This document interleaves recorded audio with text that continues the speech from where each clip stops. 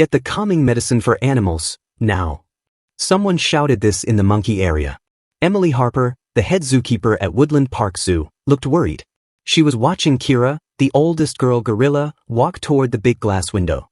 But Kira was walking in a strange and serious way. What happened next would change everything they believed about gorillas. The day had started like normal. Emily had taken care of the gorillas for 7 years. But lately, something didn't seem right with Kira. Kira was usually a calm and sweet 30-year-old gorilla. But now, she looked upset almost all the time. She always carried her tiny baby, Luma, who was only 4 months old. Kira kept walking back and forth near the people who came to look at her. "She's not eating again," said Jake Martinez, Emily's helper. He was checking the daily notes. "That's 3 days in a row." Emily was very worried. She had worked with gorillas for 15 years. She had never seen a mother act like this.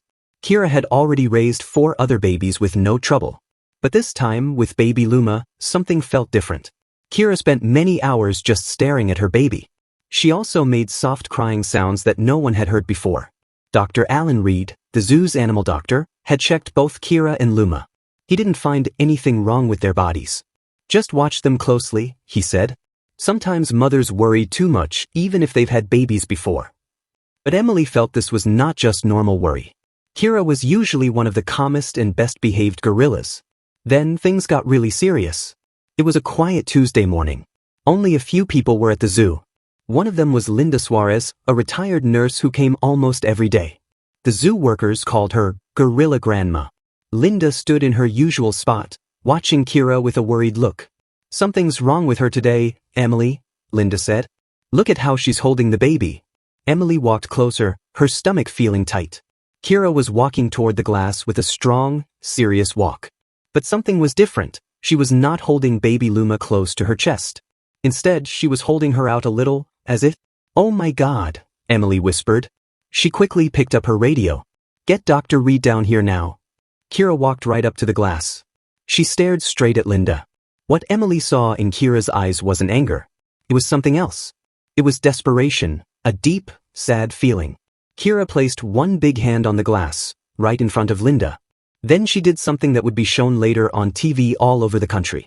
Kira lifted her baby up to the glass and made a move that shocked everyone. She tried to give baby Luma to Linda. "Nobody move," Emily said, her voice shaking. Kira made a soft hooting sound and gently pushed Luma toward the glass. She was really trying to hand her baby to a human.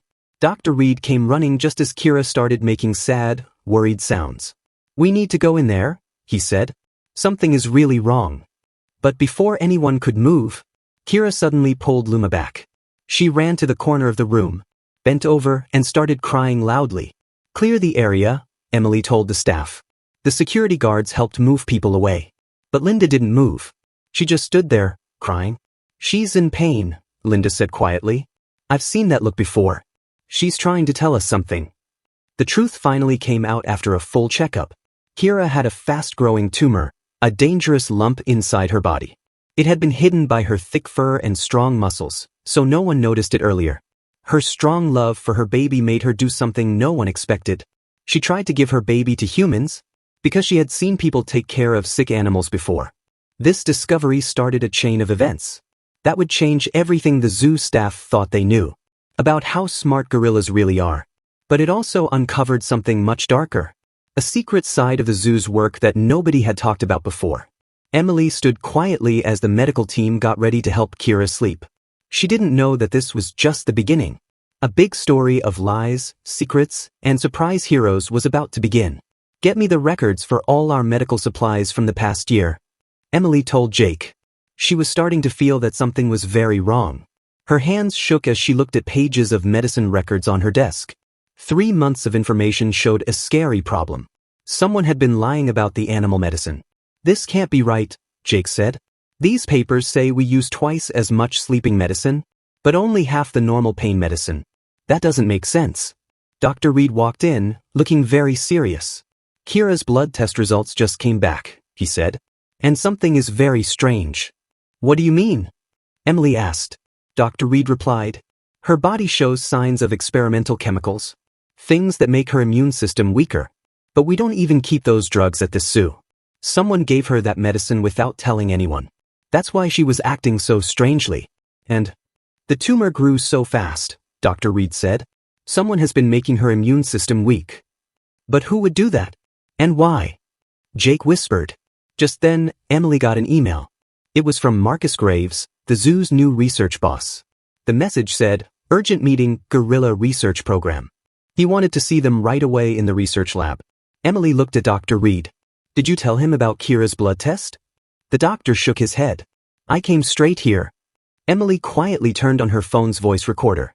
"Something's very wrong here," she said. "Jake, make copies of these records." "Dr. Reed, don't let anyone go near Kira until we come back." They walked quickly to the research lab. Marcus Graves was waiting for them with a big smile. But the smile didn't reach his eyes. "Emily, thanks for coming," he said. "I heard Kira made a scene today. I've already talked to the board about moving her to a new place. For special care." "Move her?" Emily said loudly. "She needs help right now." "Yes, the tumor," Graves said, cutting her off.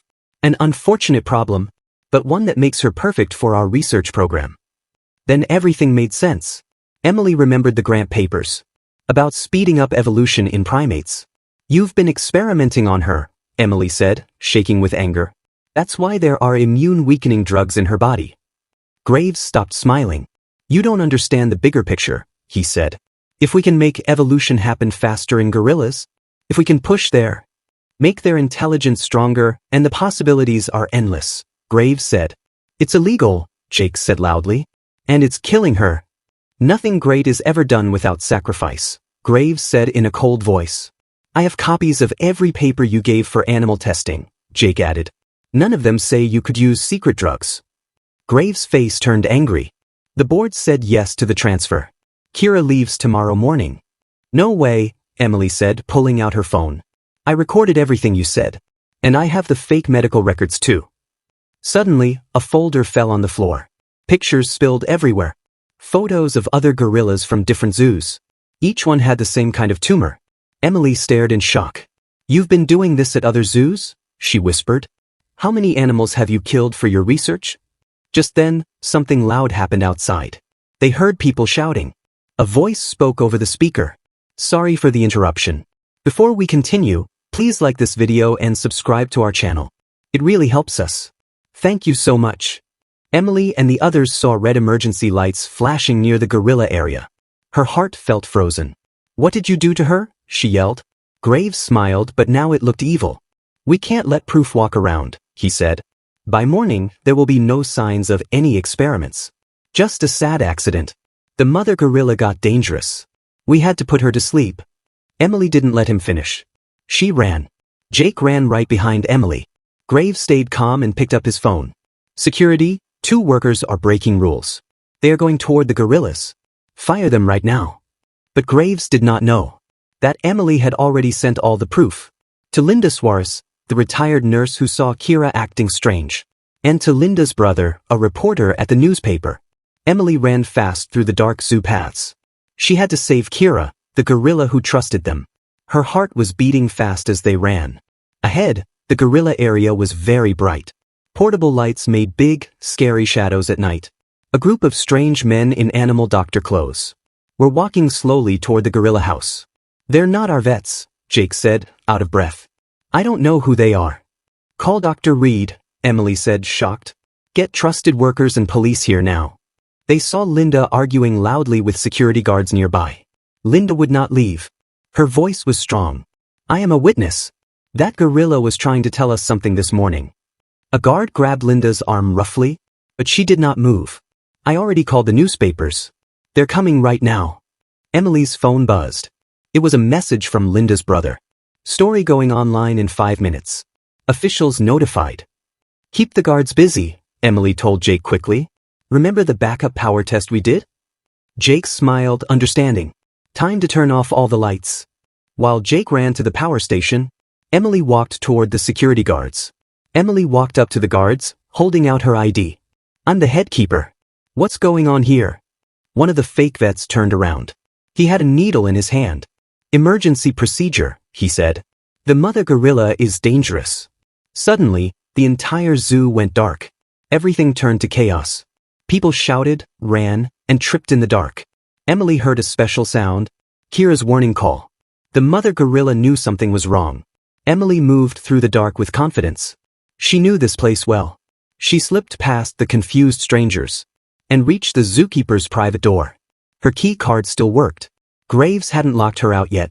Inside, Kira was breathing hard. She was in pain. She sat in the corner, holding baby Luma close. "It's okay, girl," Emily said softly. "I'm here to help you." Suddenly, a flashlight beam shined through the room.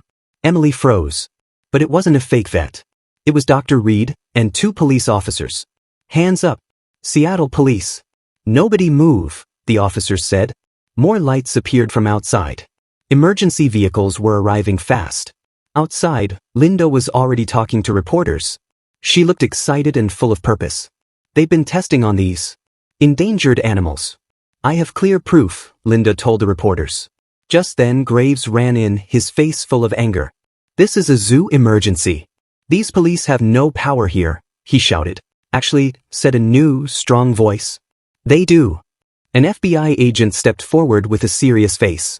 "Nathan Graves, you're under arrest for illegal animal testing, lying, and breaking the Endangered Species Act." Emily didn't even look at Graves. Her full attention was on Kira, who was whimpering softly. Dr. Reed came close with his medical bag. "The real medical team is almost here," he said. "Emily, can you help keep her calm?" Kira looked at Emily. Their eyes met. The gorilla knew she was safe now. Slowly, Kira reached out her large hand. But this time, she wasn't giving away her baby. She gently touched Emily's arm. It was a deep sign of trust. Tears filled Emily's eyes. The next few hours went by fast. Real animal doctors arrived. They gave emergency care to Kira. They ran tests. The results were sad, but explained everything. The experimental drugs had made the tumor grow faster, and had made Kira's body too weak to fight it. But there was real hope now. Without those bad chemicals, Kira had a chance to get better. As the sun rose over the zoo, Graves' evil plan was fully uncovered. Investigators found he had worked with a drug company, using endangered animals at many zoos to test secret medicines. By morning, the story was all over the news. Zoo conspiracy exposed, endangered gorillas used in illegal testing. The news of the secret experiments spread fast. It was on TV everywhere. Animal rights groups demanded big changes. The zoo leaders promised to help and fix all the rules.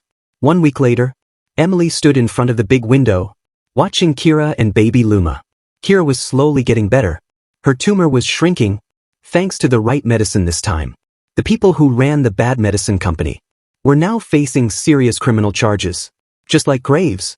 "She knew all along," Linda said quietly, standing next to Emily.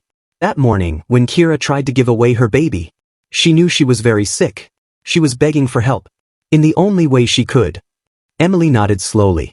She remembered Kira's sad eyes that day. "Gorillas are much smarter than people think," Emily said. She knew something was wrong, and she knew we might help her. Just then, Jake walked over, holding a tablet with good news. "All of Kira's blood tests are clean," he said. "No more bad drugs in her body. And the board just approved a new sanctuary, called the Kira Project." Through the thick glass, Kira looked right at Emily. She was sitting peacefully in her favorite spot. Little Luma was playing nearby, looking stronger and happier every day. Kira's eyes were clear. She looked calm. This time, when she reached out to touch the glass, it wasn't to ask for help. It was to say thank you. It was friendship. The story of Kira's bravery spread across the country. People started to talk about how smart animals are, and how we need better rules for testing. Books were written. Documentaries were made. Zoo rules were changed everywhere. Graves and his partners were sent to prison for a long time because of what they did. The bad medicine company had to pay millions of dollars in fines. That money was used to help protect great apes. But maybe the biggest change happened in people's hearts and minds. Everyone was reminded that animals feel, think, and trust in ways we are just starting to understand. Kira and Luma did very well after everything. Luma grew up strong, safe under her mother's careful watch. She didn't know how close they had come to being torn apart forever. Visitors who knew their story would stand by the glass and watch them play. They were amazed by the love of a mother, a love so deep it could cross the line between animal and human. Emily kept the video. From that important morning, the moment Kira tried to give Luma to Linda, every time she watched it, Emily remembered how one mother's desperate act exposed a secret and changed everything. It proved that true wisdom doesn't always come from smart ideas, but from a mother's natural love. In the end, Kira's story showed that a mother's love can cross any wall, even the ones between species. It showed the amazing bond that can grow even through glass. Did you enjoy the story? Isn't a mother's love the most powerful thing in the world, whether from a human or an animal? Tell us what you think in the comments. And if you like the story, don't forget to subscribe and click the like button. A mother's love has no limits. It's the strongest force in nature. Thanks for watching. Until next time, have a wonderful day.